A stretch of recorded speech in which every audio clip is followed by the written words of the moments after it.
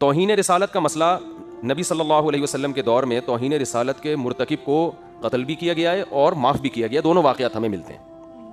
بعض دفعہ آپ نے کسی مصلحت سے چھوڑ دیا, بعض دفعہ قتل کر دیا. دونوں واقعات ہمیں ملتے ہیں. بعض دفعہ یہ ہوا کہ قتل کا آرڈر دیا لیکن اس نے معافی مانگ لی تو آپ نے اس کو چھوڑ دیا. ہر طرح کے واقعات ہمیں ملتے ہیں. اور جذباتیت کو بہت زیادہ فروغ دیا جا رہا ہے. ہم تھوڑا پیچھے جاتے ہیں. جنید جمشید کے زبان سے ایک لفظ نکل گیا تھا, غلطی ہو گئی تھی اس سے. حضرت عائشہ کے بارے میں کچھ کلمات اس نے ایسے کہے جو میں سمجھتا ہوں غیر شرعی بھی نہیں تھے, نہ اس میں کوئی گستاخی کا پہلو تھا, لیکن اگر کوئی گستاخی نکالنا چاہتا تو نکال سکتا تھا. اس کے ساتھ جو حشر ہوا وہ ساری دنیا کے سامنے. میری اس وقت جنید جمشید سے ملاقات نہیں تھی, لیکن ان کے ریلیٹیو مجھ سے ملے تھے. انہوں نے بتایا تھا کہ جنید جمشید اتنی ٹینشن میں ہے کہ آپ کی سوچ ہوگی. تو ذرا سا میری امی عائشہ کے بارے میں کچھ ایسی بات ہو گئی جو یوں کہہ دیتا تو زیادہ اچھی تھی, یوں کہہ دینا تھوڑا سا نامناسب. زبان ہے انسان کی. وہ میں نے بیان بھی جنید جمشید کا سنا تھا, اس میں کہیں توہین کا, امی عائشہ کی توہین کا کوئی پہلو نہیں تھا, لیکن اس سے یہ نکالا گیا کہ اس نے امی عائشہ کی توہین کی ہے, پھر نبی کی بیوی کی توہین نبی کی توہین ہے, تو یہ گستاخ صحابیہ بھی ہے اور گستاخ رسول بھی ہے. اور جذباتی لوگوں نے ایئرپورٹ پہ اس کو مارا بھی, پیٹا بھی. جس پہ گزرتی ہے نا وہ جانتا ہے کہ, اور خاص طور پہ ایک آدمی جو عزت دار ہو معاشرے میں, مشہور ایک سیلیبریٹی ہو, اس طرح سے اس کو ایئرپورٹ پہ مارا کوٹا گیا ہے. جنید جمشید نے معافی کا اعلان کر دیا, مجھے کسی سے کوئی انتقام لینا نہیں ہے. میں نے پیغام پہنچوانے کی کوشش کی, پتہ نہیں وہ پیغام پہنچا نہیں پہنچا. بیان بھی کیا کہ معافی بنتی نہیں ہے. جن لوگوں نے مارا ان کے خلاف قانونی کارروائی ہونی چاہیے. ہم جنید جمشید کی ذات کو نہیں دیکھ رہے تھے, ہم یہ دیکھ رہے تھے کہ اس جذباتی پن کو اگر کنٹرول نہ کیا گیا نا تو یہ معاملہ کم نہیں ہوگا, یہ آگے بڑھے گا. کیونکہ ہمارے ملک میں ان پڑھ لوگوں کی تعداد پڑھے لکھے لوگوں سے بہت زیادہ ہے. تھوڑی زیادہ نہیں ہے, بہت سے بھی زیادہ ہے. سینس لیس لوگ معذرت کے ساتھ زیادہ ہیں, سینس والے لوگ کم ہیں. مذہب پر عمل تو سوال ہی پیدا نہیں ہوتا نا.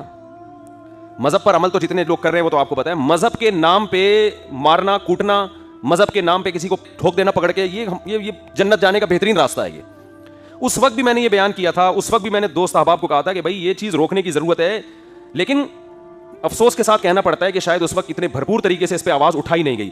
جنید جمشید کی شخصیت کو تو ہدف بنایا گیا کہ وہ اس کو غلط مارا ہے, اس فلسفے کی تردید نہیں ہوئی. بات آ رہی ہے سمجھ میں؟ بھائی ایک شخص کی ذات کو کیوں دیکھ رہے ہو؟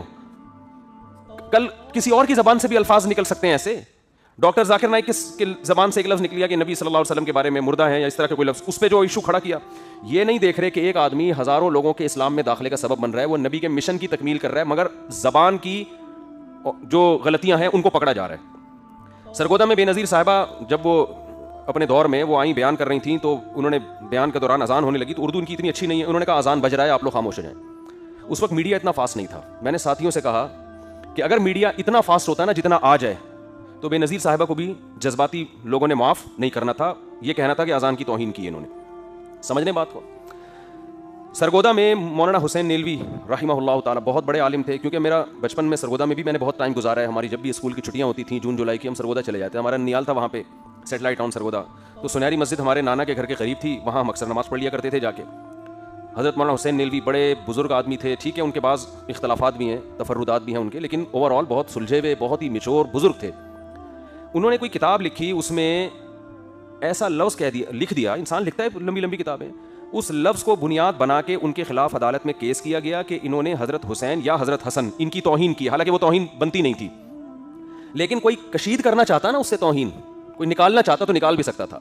جج چونکہ وہ پہلے سے ہی, بعض دفعہ جج بھی اپنی وہ دشمنی نکال رہے ہوتے ہیں, اس نے اہل بیت کی توہین کا کیس بنا کے مولانا حسین نیلوی صاحب کو جیل میں بند کر دیا اور ان کا جنازہ جیل سے اٹھائے.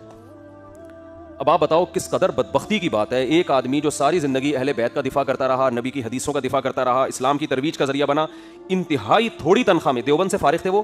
ہمارے شیخ حضرت مفتی رشید احمد صاحب رحمہ اللہ تعالیٰ کے کلاس فیلو تھے, اور مفتی رشید احمد صاحب کہا کرتے تھے ان کے بارے میں, یہ شخص پیدائشی شریف معلوم ہوتا ہے, یعنی مزاج میں شرافت نہیں ہوتی, نرم خو نرم مزاج اور علم کے سمندر تھے وہ, فقہی بصیرت ہر لحاظ سے, اور پرہیزگار. اتنی تھوڑی تنخواہ میں اتنے بڑے عالم نے ایک سرگودا کی ایک چھوٹی سی مسجد میں امامت کر رہے تھے, کوئی دنیا کی محبت نہیں. ذرا سے قلم کے کو بنیاد بنا کے اہل بیت کا گستاخ قرار دے کے ان کو کہاں لے گئے؟ جیل میں, اور جنازہ جیل سے اٹھا ان کا. تو میں جب 8ویں کلاس میں پڑھا کرتا تھا, کیونکہ میں تو یہ سب چیزیں بہت عرصے سے دیکھ رہا ہوں نا, اس وقت سے میں یہ کہہ رہا تھا کہ مذہبی حلقے کو بھرپور آواز اٹھانی چاہیے کہ اس مسئلے کو واضح کریں کہ قتل کرے گا کون. نمبر 2, گستاخی کی ڈیفینیشن کیا ہے؟ سمجھ میں آ رہی ہے بات کہ نہیں آ رہی؟ گستاخی کی ڈیفینیشن کیا ہے؟ گستاخی کی ڈیفینیشن میں اور آپ نہیں کریں گے, یہ لاء میں لکھی بھی ہونی چاہیے. قانون میں لکھی بھی ہونی چاہیے, لوگوں کو پتا ہونا چاہیے کہ گستاخی کا مطلب کیا ہے, اور پھر اس کی بھی مزید کچھ تفصیلات ہو جو میں انشاءاللہ بھی آپ کو بتاتا ہوں. میں جب 8ویں کلاس میں پڑھا کرتا تھا, ایک واقعہ ہمارے سامنے آیا کہ کہیں سیرت کانفرنس ہو رہی تھی, اس سیرت کا پوسٹر کسی نے کسی کے گھر پہ لگا دیا, گھر کی دیوار پہ, نیچے نالا بہ رہا, دیہاتوں میں ایسا ہوتا ہے نا, نالے بہ رہے ہوتے ہیں گندے پانی کے. یہ صاحب جب گھر سے باہر نکلے, انہوں نے کہا یار یہ میرے گھر کے باہر پوسٹر کیوں لگا ہوا ہے, انہوں نے پوسٹر پھاڑ دیا, پوسٹر پہ نبی کا نام لکھا ہوا ہے, وہ کاغذ گر گیا نالی میں. اس بندے کی قطعاً نبی صلی اللہ علیہ وسلم کے نام مبارک, نام مقدس کو نالی کی نظر کرنا نہیں تھا, وہ پوسٹر کو دیکھ رہا ہے کہ یار میرے گھر کی دیوار کیا